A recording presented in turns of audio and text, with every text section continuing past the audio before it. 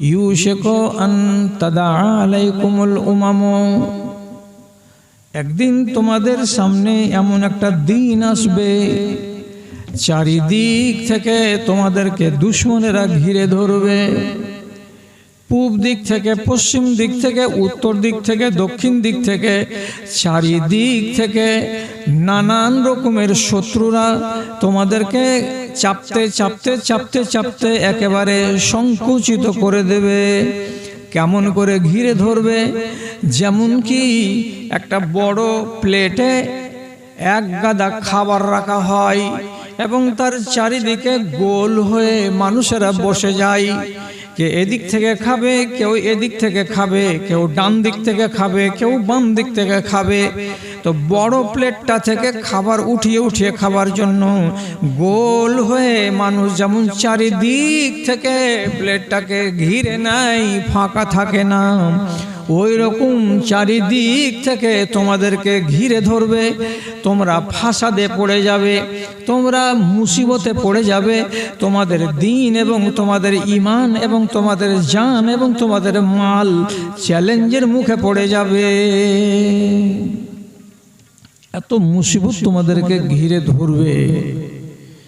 রাসূলুল্লাহ যখন এই কথাটা বললেন তখন কিছু লোক জিজ্ঞেস করে বলছে, এতগুলো শত্রু চারিদিক থেকে ঘিরে ধরবে, তো ধানগাড়া বিশনপুর অঞ্চলে কি কোনো মুসলমান থাকবে না যে এরা একটু গা ঝাড়া দিয়ে উঠবে, উঠে একবার মুখে বলবে, কে রে তোরা কি রক্তে মাংসের লোক? তো আমরা কি রক্ত মাংসের লোক নই? দেখে নিব এক একজনাকে, মোকাবিলা হবে। এ কথা বলে মুসলমানেরা রুখে দাঁড়াতে পারবে না। সেদিনকে মুসলমানের সংখ্যাটা এত কম হবে আল্লাহ রাসূল? তো নবীজি বলছেন, না, মুসলমানের সংখ্যা কম হবে না, অনেক হবে, অনেক অনেক মুসলমান থাকবে। কিন্তু কেমন হবে? তিনি বলছেন, গোসা উনকা গোসা ইসাইলে, যখন দেশের নদী নালাতে পানি বাড়ে আষাঢ় মাসে, তো পানির স্রোতে যেমন কাঠ ভেসে যায়, গুঁড়ি ভেসে যায়, কলার গাছ ভেসে যায়, জুতা স্যান্ডেল ভেসে যায়, আসবাবপত্র ভেসে ভেসে যায়, গাছ গাছড়া যাহা তাহা যেমন ভেসে ভেসে চলে যায়, ওই রকম তোমাদের অবস্থাটা হবে। তোমরা লক্ষ লক্ষ মুসলমান হতে গেলেও যেমন বৃষ্টির পানিতে সব ভেসে চলে যায়, ওদের ধরার কেউ লোক থাকে না, তেমনি তোমাদের অবস্থাটা হবে। তোমরা কেউ স্থির হয়ে দাঁড়াতে পারবে না,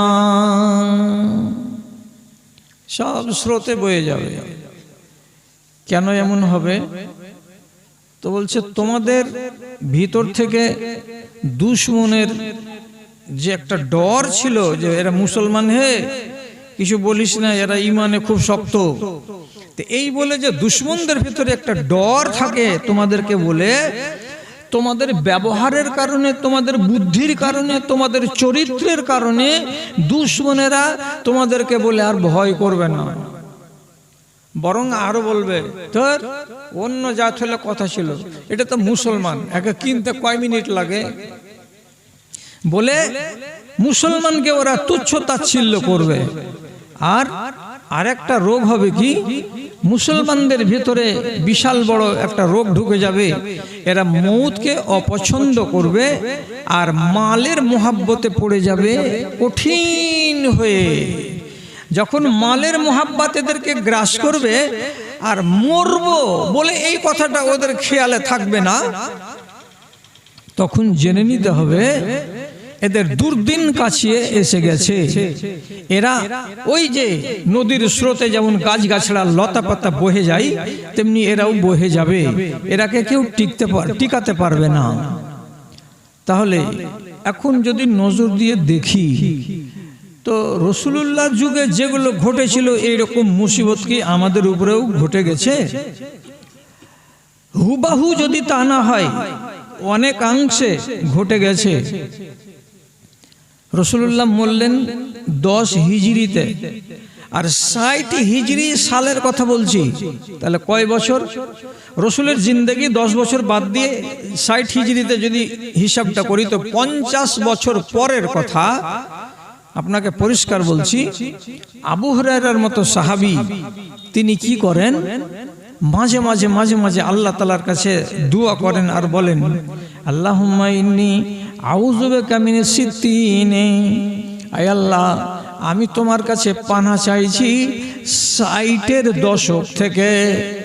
60-এর দশক মানে কি, 60 হিজরি থেকে শুরু করে 61, 62, 63, 64, 65, 66, 67, 68, 69, 70 এই 10টা বছরকে বলা হয় 60-এর দশক। তিনি আল্লাহর কাছে দোয়া করে বলছেন, আল্লাহ আমাকে 60-এর দশকের ফিতনা থেকে বাঁচিয়ে নিও, ওই ফিতনা যেন আমাকে দেখতে না হয়।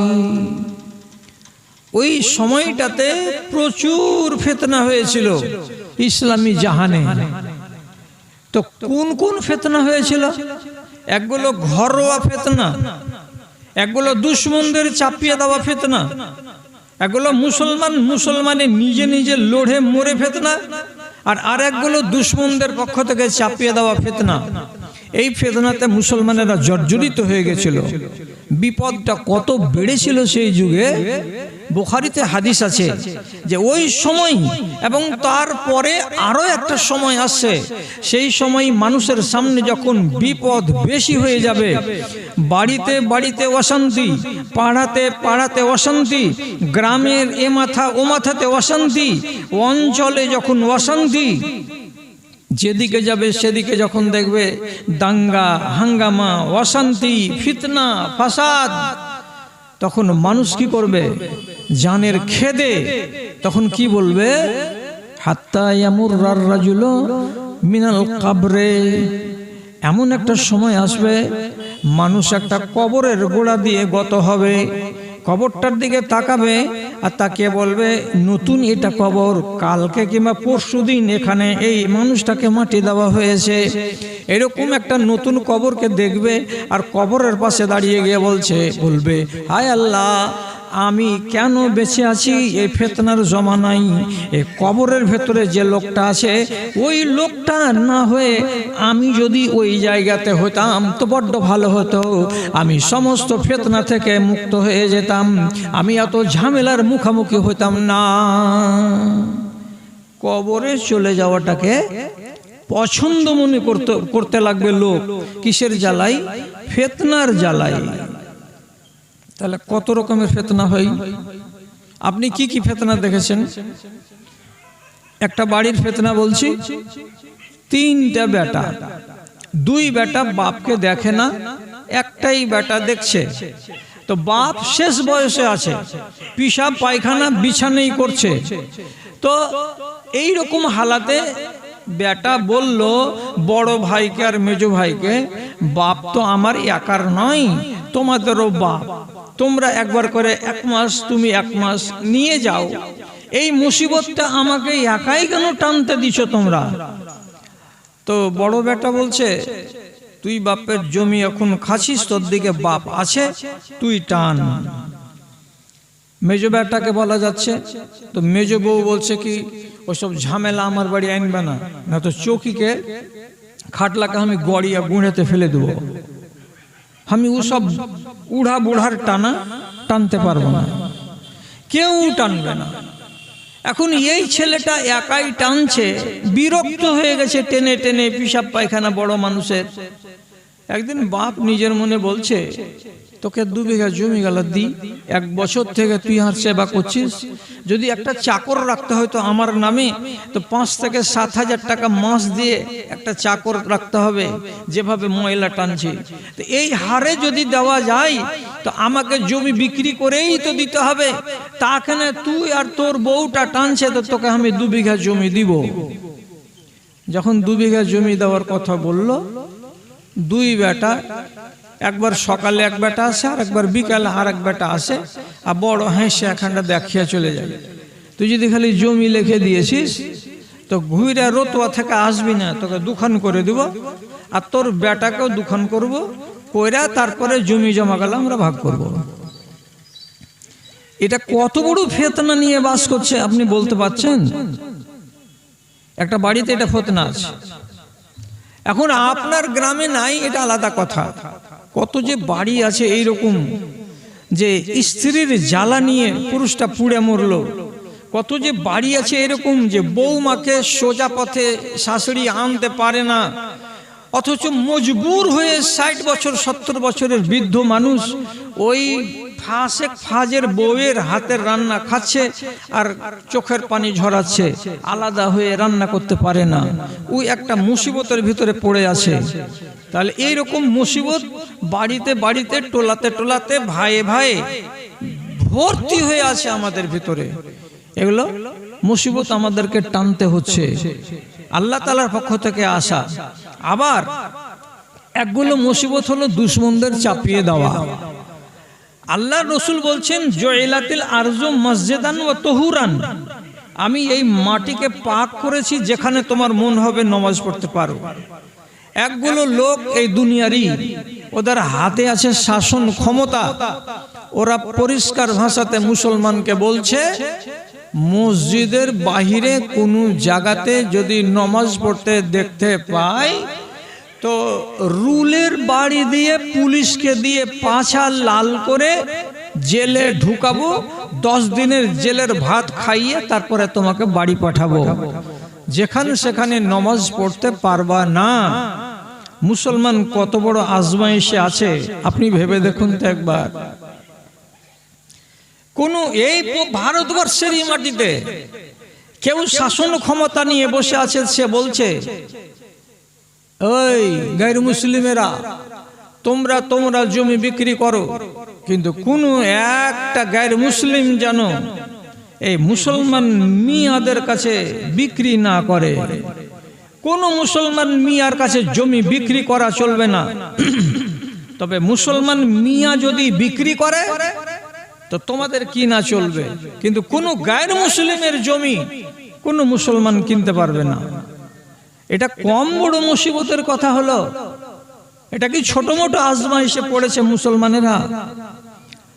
কখন বিয়ে হয়েছে কোনটা মেয়ে ছেলের ধরে নেন কথার কথায় 20 বছর আগে 5টা ছেলের মা ওর খতিয়ান বাহির করে দেখছে এই মেয়েটির বিয়ে হয়েছিল 13 বছর বয়সে। ওর স্বামীকে ধরে জেলে ভরে বলছে এই 18 বছর বয়সের আগে কোনো মেয়েকে বিয়ে করেছো, তার মানে তুমি তাকে ধর্ষণ করেছো। এটা হলো ধর্ষণের আইন, তোমাকে জেলে যেতে হবে। শত 5 ছেলের বাবা, 6 ছেলের বাবা সুখের সংসার কাটাচ্ছিল, এবার জেলের ভাত খাচ্ছে কি বলে? ও ধর্ষক। নিজের স্ত্রীকে নিয়ে ঘর সংসার করে 4টা ছেলের বাপ, 14 বছর বয়সের মেয়েকে বিয়ে করেছো, তুমি ধর্ষণ করেছো ভারতের আইন অনুযায়ী, তুমি জেল খাটো। এটা কি ছোট মোটো আজমাইশে আপনারা আছেন? বর্ষার মেঘের বিজলি খেলায়, ঝড় তুফানের প্রলয় দোলায়, বর্ষার মেঘের বিজলি খেলায়, মহাসিন্ধুর উর্মিমালায় তুমি ওয়ানবিল অনুপম, নিহারি তোমার রূপ মনোহর, ওগো মোর প্রিয়তম, ওগো মোর প্রিয়তম। পাষাণের গায়ে ঝর্ণা ধারায়, পূর্ণিমা রাতে জোয়ার ভাটায়, বন প্রান্তরে শামস সময় তুমি ওয়ানবিল অনুপম, নিহারি তোমার রূপ মনোহর, ওগো মোর প্রিয়তম, ওগো মোর প্রিয়তম।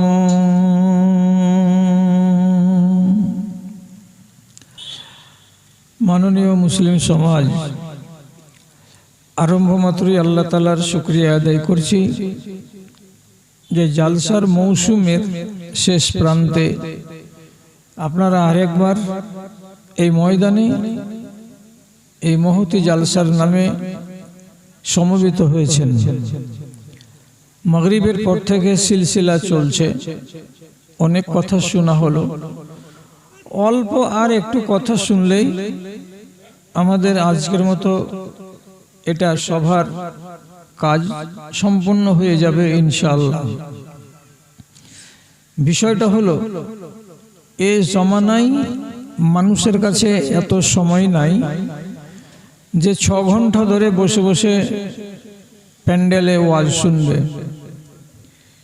মানুষ হয়ে গেছে এখন তাড়াহুড়ো প্রেমী এবং সময়কে বাঁচাতে বড্ড অভ্যস্ত। অনেকে বলছে যে এখানে সময় কাটিয়ে লাভ কি, কাল বাদ পরশু দিন খোঁজ করবার চ্যানেলে পাওয়া যাবে, বাড়িতে বসে বসে শুনে নেব, কাজ শেষ। মুর্শিদাবাদের শতকরা 90টা জালসা, একটা 17 নম্বর চ্যানেল আছে মুর্শিদাবাদ ডিস্ট্রিক্টের একটা পার্সোনাল কোম্পানির। সেটাকে যদি 10,000 টাকা দিয়ে ভাড়া করা যায়, তাহলে বেলা 3টা থেকে শুরু করে রাত্রি 3টা পর্যন্ত ওরা গোটা 4টা 5টা থানাতে এবং মালদা ডিস্ট্রিক্টের এই প্রান্তে এবং বীরভূমের প্রান্তে ওরা পৌঁছে দিবে। তাহলে যেগুলো চৌরাহাতে সারা রাত চায়ের দোকান চলছে, সেখানে টিভিতে দেখেন ওই ওয়াজ চলছে, কোনো জায়গাতে দেখতে পাবেন এমনি মানুষেরা বসে আমোদ করছে, পাশে এলসিডিতে ওয়াজ চলছে, বাড়িতে মেয়ে ছেলে পিলে দেখছে। তো এইগুলো জিনিস যখন মানুষের নাগালে চলে এসেছে, তখন আর কষ্ট করে প্যান্ডেলে আসে না। আপনারা যে কোন দেশের খ্যাপা, যে গোটা বিশনপুর গ্রামে সাবালক মানুষের সংখ্যা আছে 3 থেকে 4 হাজার। তো সবাই হুঁশিয়ার হতে পারলো, আর আপনারা হুঁশিয়ার হতে পারলেন না যে এখানে এখনো বসে আছেন আর রাত্রি হতে চললো 11:30। যাক, 2-4টা কথা আপনাদেরকে শোনাই। রাত 12টা বেজে গেলে আমারও 12টা বাজবে, আপনাদেরও 12টা বাজিয়ে দেব, দিয়ে এখান থেকে একসাথে আমরা সবাই চলে যাব। কথাটা হলো এই যে আল্লাহ তাআলা সূরা আনকাবুতের 2 নম্বর আয়াতে বলছেন, তোমরা যদি ঘোষণা দাও মুখে মুখে যে আমরা সবাই মুসলমান মুমিন মানুষ, তো এই মুমিন মানুষ হয়েছি বলে তোমাদেরকে কি আল্লাহর আজমাইশ থেকে রেহাই দেওয়া হবে? তোমরা কি সব জায়গাতে পার পেয়ে যাবা যে আরে আমাদের উপরে কেন আযাব আসবে, আমরা যে মুমিন? আমাদের উপরে কেন ঝড় বৃষ্টি আসবে, আমরা যে মুমিন? আমাদের উপরে বৃষ্টি বন্ধ হবে কেন, অনাবৃষ্টি, আমরা যে মুমিন? তো এই যে আপনি মনে মনে বলবেন যে আমরা মুমিন মুসলমান, অতএব আমাদের উপরে কোনো ঝড় তুফান, কোনো আল্লাহ তাআলার পরীক্ষা আজমাইশ কিছু আসবে না, এটা নয়, এটা হতে পারে না। বরং যারা ইসলাম নামের দ্বীনকে গ্রহণ করেছে, তা আদম আলাইহিসসালাতু ওয়াসসালামের যুগ থেকে নিয়ে নবী মুহাম্মদ সাল্লাল্লাহু আলাইহি সাল্লামের যুগ পর্যন্ত সমস্ত লোককে আজমাইশে পড়তে হয়েছে এবং তাদেরকে পরীক্ষার মুখোমুখি হয়ে নিজের জানকে পর্যন্ত বাজি রাখতে হয়েছে। কম কষ্ট পায়নি, বিনা কষ্টে মুসলমানেরা টিকতে পারেনি দুনিয়াতে। পরীক্ষা দিতে দিতে, বালা মুসিবতের সাথে মোকাবেলা করতে করতে জীবন শেষ হয়ে গেছে, একটা নয় দুটা নয়, লক্ষ লক্ষ মুসলমানের। এমন পর্যন্ত কি মক্কার জুলুম যখন বেড়ে গেল মুমিনদের উপরে, তো খাব্বাব ইবনে আরত বলে একজন সাহাবী, উনি রাসূলুল্লাহকে এসে বলছেন, আল্লাহ রাসূল আপনি কি দোয়া করবেন না আমাদের জন্য? আর কবে আল্লাহর মদদ আসবে? আর সহ্য করা যায় না। কোন জায়গাতে কাউকে গাছে বেঁধে মারছে, কোন জায়গাতে কাউরি হাত আর পাকে বেঁধে গরম বালুতে শুইয়ে দিয়ে রাখছে, কোন জায়গাতে 4 দিন 5 দিন 6 দিন ধরে খেতে দেয় না, না খেয়ে ঘরের ভেতরে বন্ধ করে রাখছে। কোনদিন মানুষকে কোড়ার বাড়ি বাড়ি খেজুরের ডালের সকালে বিকালে পিটছে, শুধু দিন কবুল করার কারণে। তো এইরকম নির্মম অত্যাচারগুলো কতদিন সইতে হবে ঈমান এনেছি বলে? তো রাসূলুল্লাহ তখন তাদেরকে তাসাল্লি দিয়ে বললেন, লাকাদ কানা মিন ক্বাবলিকুম, তোমাদের আগে এমন কিছু সম্প্রদায় চলে গেছে, কিছু নবীর উম্মত, যে ওদেরকে হাত পা বেঁধে ওদের মাথার উপরে আড়ি চালিয়ে দিয়েছে। লোহার আড়ি যেমন কাঠ চিরা করে চিরে, তেমনি করে মাথাকে চিরে দুখান করে, মুখকে দুখান করে, সিনাকে দুখান করে, দু টুকরো করে দিয়েছে। কিন্তু ওরাকে আল্লাহর দিন থেকে সরাতে পারা যায়নি। তোমাদের আগে কিছু কিছু লোক এমন গত হয়ে গেছে, লা ইউজাউ আলা রাসিহিম ও মিনশার, এই যে আড়ি রেখে দেওয়া হয়েছে। আবার কাউরি মাথার চুলকে লোহার চিরুনি দিয়ে খুবলে খুবলে চুল মাংস মাথা থেকে খুলে খুলে নামিয়ে দিয়েছে, দিয়ে আযাব দিয়েছে। তথাপি তাদেরকে ঈমান থেকে সরাতে পারা যায়নি। কাজে যারা মুসলমান ঈমানদার, তাদেরকে এই কথাটা দেখলে ঘাবড়ালে চলবে না যে আমার সামনে এত বিপদ কেন, আমি এখন এইরকম মুসিবতে পড়েছি, আল্লাহ আমার কি হবে, সব শেষ হয়ে যাবে নাকি? আল্লাহ তাআলা নিজেই বলছেন, তোমাদেরকে ফিতনাতে না ফেলে, তোমাদেরকে আজমাইশের মুখে না ফেলে এমনি এমনি ছেড়ে দেওয়া যাবে, এরকম মুসলমানদেরকে করা হয়নি। সব সময়ে যুগে যুগে মুসলমানদেরকে পরীক্ষা দিতে হয়েছে, আজমাইশে পড়তে হয়েছে, মুসিবতে পড়তে হয়েছে, দিনকে বাঁচাতে হয়েছে। এভাবে এ প্রসঙ্গে আপনাকে আমি কি বলবো, রাসূলুল্লাহ একদিন বলছেন,